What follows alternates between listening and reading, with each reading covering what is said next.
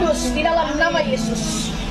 Keluar, masuk semua, masuk semua, keluar semua, ya, ya, terus, iya, subjeknya, oke, terus sampai kepala.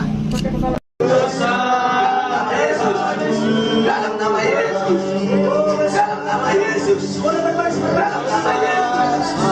angkat tanganmu, Yesus hari ini akan melepaskan engkau, akan dikubur di dalam nama Yesus, Bapa dalam nama Yesus, Bapa dalam nama Yesus, Bapa dalam nama Yesus, dalam nama Yesus, amin, Bapa di dalam nama Yesus, dan Rasul.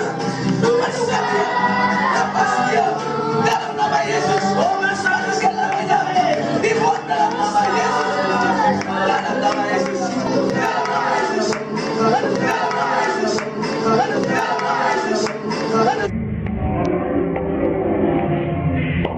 Selamanya dilepaskan, dihancurkan dalam nama Yesus. Yesus, lepas. Yesus, Yesus, dalam nama Yesus, dalam nama Yesus, dalam nama Yesus, dalam nama Yesus, Yesus, dalam nama Yesus, amin, dalam nama Yesus, lepas, lepas, lepas, lepas, lepas, lepas, lepas, lepas dari segala ikatan, dalam nama Yesus, Bapa, lagi terbuka dia, Bapa bagi dia, ayo melepaskan dia dari segala ikatan, kutukan keluar dalam nama Yesus, dalam nama Yesus, lepas dalam nama Yesus, Roh Kudus, Yesus,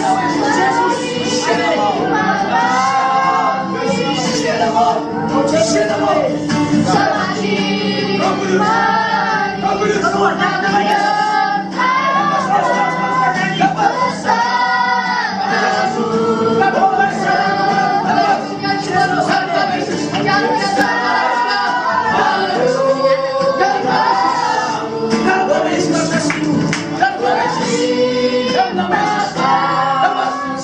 Manusia lama dibuang, dikubur hari ini, sore hari ini, menjadi kuburan yang baru sudah datang dalam nama Yesus, yang baru dalam nama Yesus.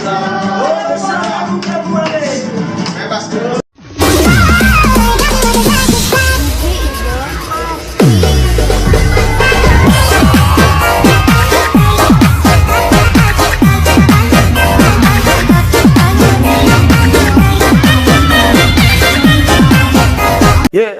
Tuhan bisa mati nggak?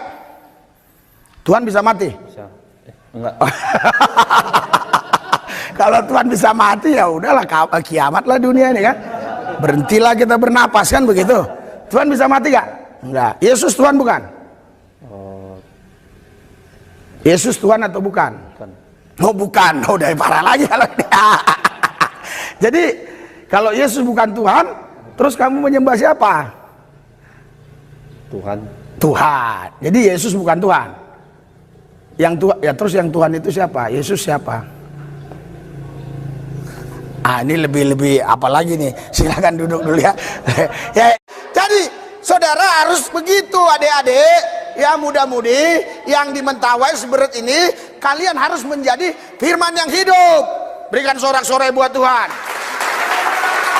Jangan berubah jadi mualaf ya.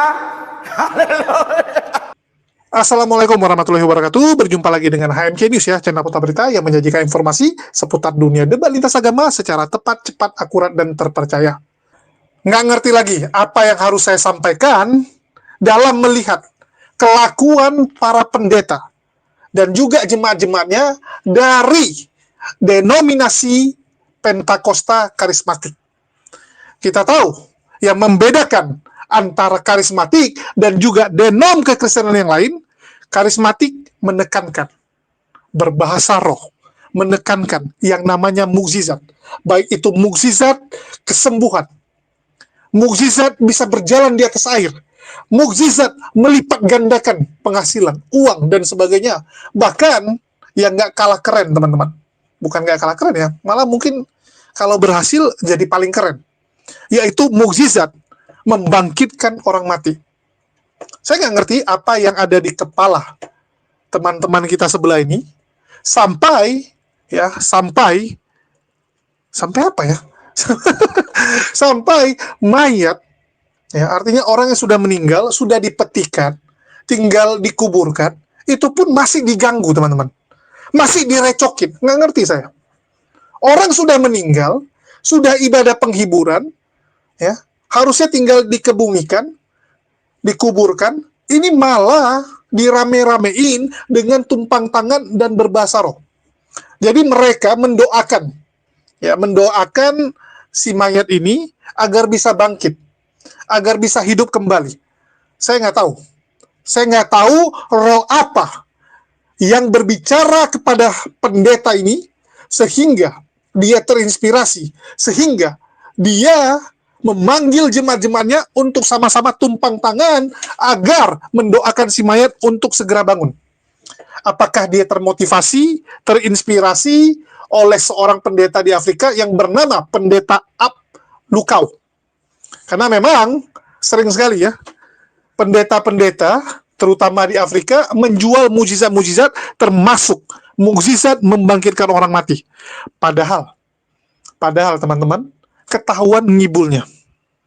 Udah berapa banyak pendeta yang sosok jualan mukjizat dan berakhir pulang memalukan, berakhir ketahuan tipu-tipunya. Saya nggak ngerti nih, kenapa mereka suka sekali seperti ini ya. Jadi memang gedebrul, lucu, dan aneh. Komplit mereka ini, lawak-lawak.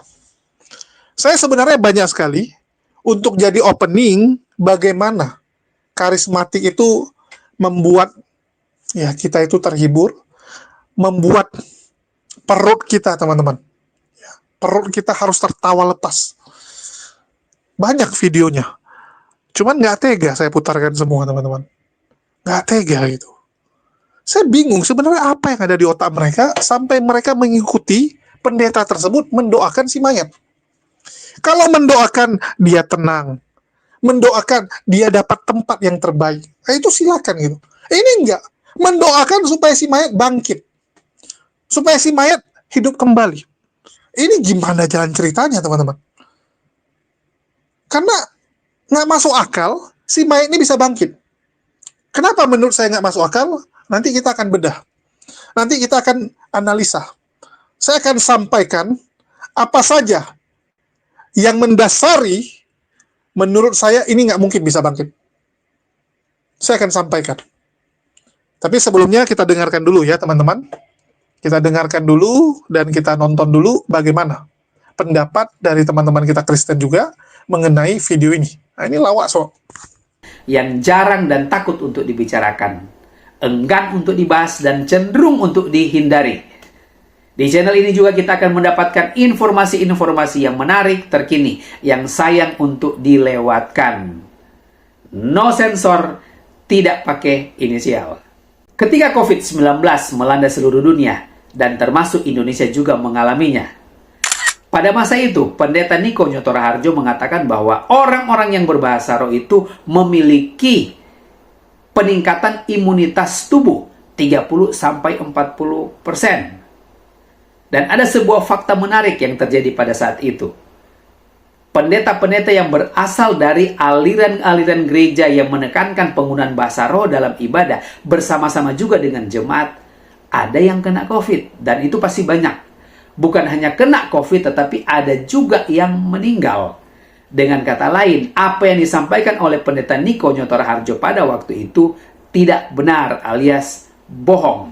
Ada sebuah video yang beredar di media sosial Facebook, di mana ada sekelompok orang atau jemaat yang hadir dalam sebuah rumah duka, berusaha menggunakan bahasa roh itu untuk membangkitkan orang mati. Mereka itu melakukan semacam ritual kurang lebih 2 jam, dengan harapan jemaat yang sudah mati itu bisa bangkit kembali. Dan fakta yang terjadi adalah jemaat itu tidak bangkit. Awalnya petinya itu sudah ditutup, sudah dilem, tetapi ingin mengadakan sesuatu yang berharap terjadi mujizat di situ, ternyata gagal total. Peti jenazah kembali ditutup. Untuk lebih jelasnya, mari kita saksikan video berikut ini.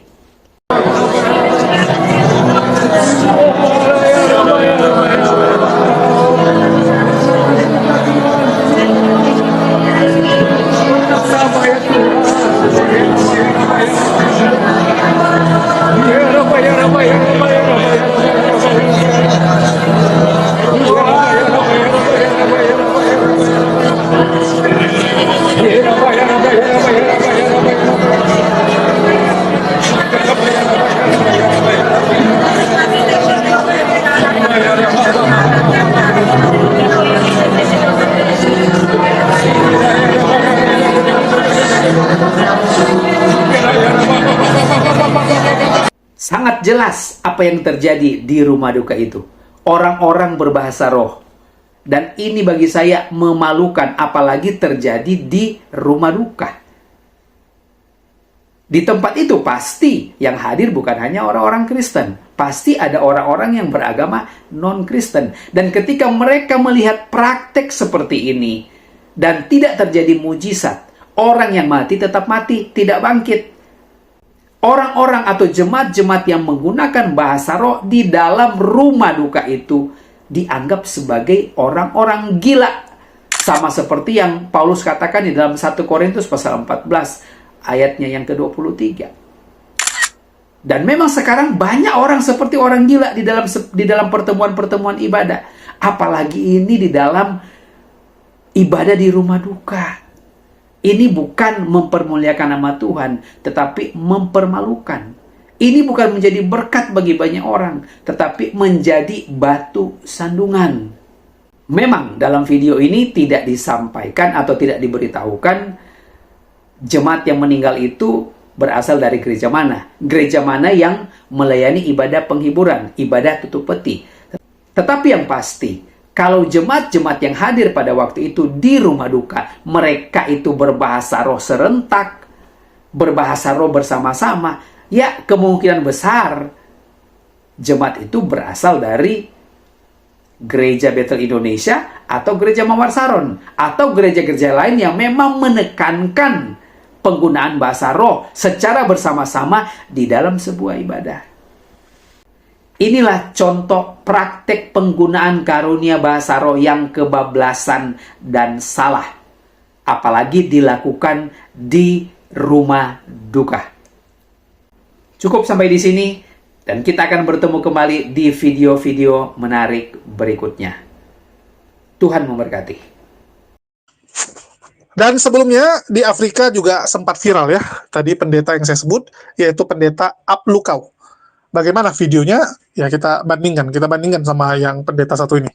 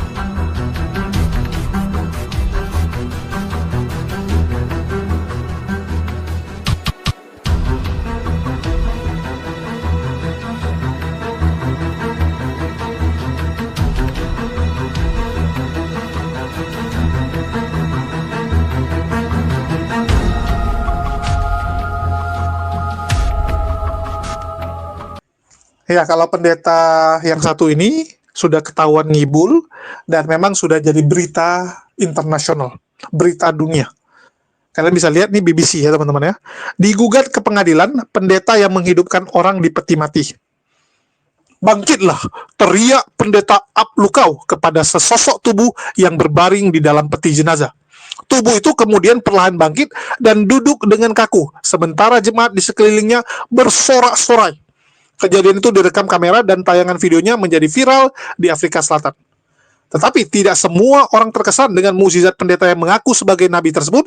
Sekelompok penyelenggara pemakaman menuntut sang pendeta dengan dalih mereka dibohongi sehingga menjadi ikut serta dalam acara itu.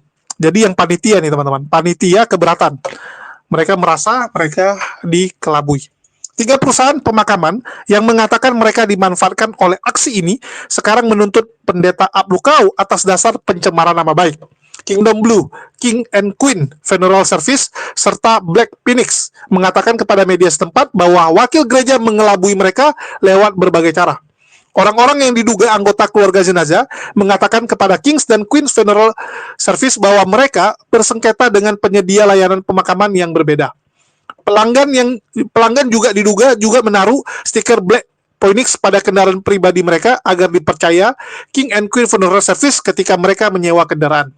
Peti jenazah penyelenggara pemakaman didapat dari Kingdom Blue. Ya, tetapi banyak warga Afrika Selatan yang melihat kelucuan kejadian ini dan mulai menaruh posting media sosial dengan tagar Resurrection Challenge. Ya, dan sudah banyak sekali teman-teman ya bahwa ini adalah aksi tipu-tipu. Aksi tipu-tipu teman-teman. Dan memang entah kenapa domba-domba ini sangat gampang ditipuin. Saya nggak ngerti. Saya nggak ngerti kenapa mereka sangat gampang ditipuin. Tapi atraksi yang dilakukan oleh pendeta ini tentu saja berbeda dengan kondisi ya yang terjadi dengan mayat yang kita tonton tadi. Ya, saya bingung juga nih. Jadi panggil mayat. Yang pertama teman-teman harus lihat dulu kondisi mayatnya. Ya, kalau kondisi yang tadi, yang di Afrika itu masih segar, teman-teman. Masih sangat segar. Kalau yang ini, kalian bisa lihat, ya ini sudah kaku. Sudah kaku dan mohon maaf. Mohon maaf sekali, teman-teman. Ini sudah jadi mayat, bisa jadi udah lebih dari 1 hari. Tapi Lazarus 3 hari bangkit. Kan begitu. Lazarus 3 hari bangkit. Oke. Lazarus bangkit 3 hari. Setelah 3 hari. Masalahnya, Lazarus disuntik formalin atau tidak? Disuntik formalin nggak? Kalau Lazarus disuntik formalin, saya rasa nggak akan bangkit ya teman-teman. Kenapa nggak akan bangkit? Mau gimana bangkit? Badannya udah rusak. Dalamnya udah hancur teman-teman. Walaupun kelihatan dari luar, itu masih bagus. Tetapi dalam itu udah hancur kalau disuntik formalin. Itulah kenapa mayat yang disuntik formalin itu nggak bisa tahan sampai berhari-hari. Walaupun udah disuntik, nanti dia akan ini teman-teman, akan mulai tuh pecah-pecah. Dari hidungnya keluar air, ya, akan keluar tuh air-air.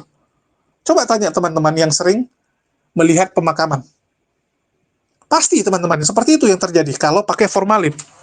Dan ini ada di tempat pemakaman Chinese, ya, yang notabene pakai seperti itu teman-teman. Terus jangan lupa juga, ini hidungnya sudah ditutup teman-teman. Mau gimana dia bernapas? Kan gitu, sudah ditutup. Gimana mau bernapas? Beda kondisinya. Ya, dan saya nggak pernah mendapati orang yang disuntik formalin itu bisa hidup lagi. Mau gimana gitu? Orang yang mati suri, nah ini kita bicara mati suri teman-teman. Orang yang mati suri, kalau disuntik formalin pun beneran mati dia. Kan gitu, pasti beneran mati. Ini analisa secara sains. Kan begitu. Karena udah rusak dalamnya teman-teman. Gara-gara disuntik formalin itu jantungnya, paru-parunya, hatinya. Kalaupun dia berhasil hidup, nggak akan lama teman-teman.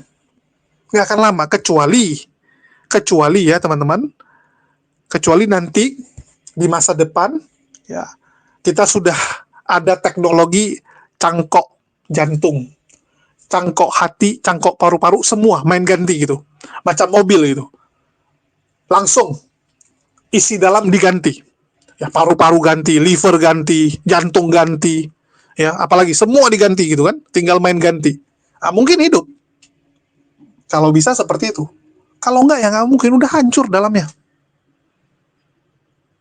Saya bingung ya, melihat mereka ini kok bisa lah punya inisiatif seperti ini. Ini pendeta Gedebrul nih yang ngajak berdoa. Karena menurut saya nggak mungkin jemaat yang ngajak berdoa. Pasti pendeta yang ngomong, oke, kita doakan, mana tahu dia bangkit, kan gitu. Atau pendetanya bilang, saya tiba-tiba mendengar pendengaran. Saya mendengar Tuhan berbicara kepada saya, doakan dia, maka akan bangkit, gitu kan. Mukjizat akan terjadi hari ini, di tempat ini. Tuhan berbicara kepada saya. Kan mereka selalu lebay gitu. Saya lebih setuju dengan apa yang disampaikan oleh Stephen Tong. Kalau orang yang mengklaim punya karunia seperti itu, bisa melakukan mukjizat, silakan. Tapi, harus ada konsekuensinya. Gak apa-apa, kita terima. Anda bilang Anda bisa melakukan mukjizat. Tapi kita minta konsekuensinya. Kalau gagal gimana? Kita turuti nih keinginanmu. Kita turuti. Tapi kalau gagal gimana? Siap nggak dirajam? Kan gitu. Kalau Stephen Tong langsung main rajam-rajam. Karena dibilang nabi palsu, orang-orang yang membuat mukjizat palsu di zaman dulu tuh dirajam. Dirajam. Kalau sekarang, ya mungkin masuk penjara aja udah boleh lah ya. Atau ditepukin rame-rame gitu. Kalau gagal, semua orang pukul sekali kepalanya. Mungkin segitu aja udah boleh lah ya. Pak Stephen Tong, kasihan mereka. Kan begitu. Jadi, ya mereka nih nggak habis-habisnya menghibur kita, teman-teman. Nggak habis-habisnya. Ada aja aksi-aksi yang mereka lakukan. Ada aja kekonyolan yang mereka lakukan. Mulai dari ibadahnya joget-joget, aneh-aneh gitu kan. Terus mayat. Bahkan mayatnya aja ditaruh peti itu entah ajaran mana. Itu ajaran pagan, teman-teman. Ya. Peti mati itu ajaran pagan. Ajaran para nabi, nggak ada pakai peti mati. Nggak ada, teman-teman. Yesus saja pakai kain kafan. Pakai kain kafan, mana ada pakai peti mati. Tapi ya udahlah, urusan mereka itu, teman-teman. Urusan mereka. Cuman di sini kita mau tampilkan, menurut kalian, pantas nggak yang dilakukan oleh pendeta ini? Pantas nggak yang dilakukan oleh orang-orang ini mendoakan seperti itu? Saya setuju yang dibilang, ini malah jadi batu sandungan. Dan saya jamin, di tempat tersebut, ya, seperti dibilang, nggak mungkin semua Kristen, itu yang pertama. Dan yang kedua, nggak mungkin semua dari denom karismatik. Kan gitu juga. Pasti yang melayat ada juga tuh, dari Kristen-Kristen yang lain. Maka makin jelas lah kalau mereka itu masih kebingungan. Pasti Kristen yang lain bilang, itu ngapain tuh? Kok didoakan seperti itu? Ajaran mana itu? Gereja mana itu yang ngajarin seperti itu? Jadi lagi kasus kan gitu. Jadi lagi batu sandungan. Jadi memang kekristenan ini dibuat rusak oleh orang-orang dalamnya sendiri. Kalianlah yang membuat seakan-akan Yesus ini jadi seperti jin. Kalian buat, suka-suka kalian. Yesus kalian paksa untuk mengabulkan permintaan kalian. Yesus kalian paksa harus mengikuti keinginan kalian. Bahkan yang lebih sadis, Yesus kalian jual untuk mendapatkan keuntungan. Coba lihat. Teman-teman kita ini kan, Yesusnya dijual. Yesusnya dijual demi mendapatkan popularitas dan pundi-pundi kekayaan. Sadis. Sadis, teman-teman. Dan saya berharap ya orang-orang ini bisa bertobat lah.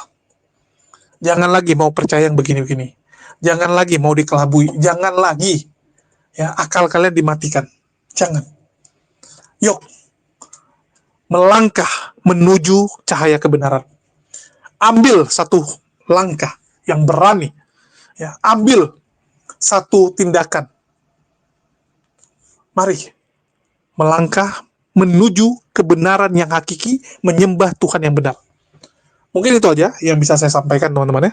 Sebenarnya lagi nggak enak badan, ya masih agak sakit. Kalau teman-teman agak perhatikan suara saya ini memang lagi agak kacau.